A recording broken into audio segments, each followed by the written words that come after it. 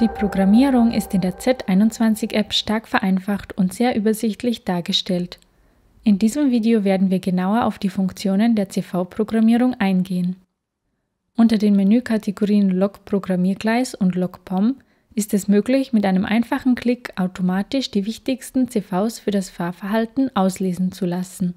Aktuell ist das nur mit SIMO-Decodern möglich, sollte aber in Zukunft auch für Decoder anderer Hersteller verfügbar sein.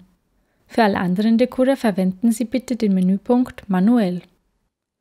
Nachdem die Werte des Fahrverhaltens ausgelesen wurden, können die einzelnen CVs, deren Bedeutung hier bereits erklärt wird, einzeln geändert werden. Oder Sie klicken auf Kurve bearbeiten und verwenden die Geschwindigkeitskennlinie, um das Fahrverhalten Ihrer Lok anzupassen. Hier können Sie entweder einzelne Punkte der Kennlinie selbst verschieben oder Sie wählen eine vorgefertigte Kurve aus. Sowohl die Anpassung mittels der angegebenen CVs als auch mittels der Kurve sind sehr einfach und logisch aufgebaut. Auch für die Lautstärkeneinstellung kann ein Schieberegler betätigt werden, anstatt wie gewöhnlich nur eine CV zu programmieren. Trotzdem ist immer noch eine manuelle Programmierung mit CVs vorhanden.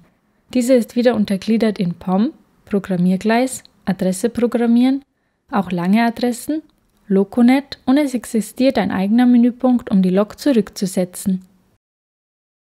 Für die wichtigsten CVs sind auch hier kurze Erklärungstexte hinterlegt. Somit wünschen wir Ihnen viel Spaß mit Ihrer Z21-App.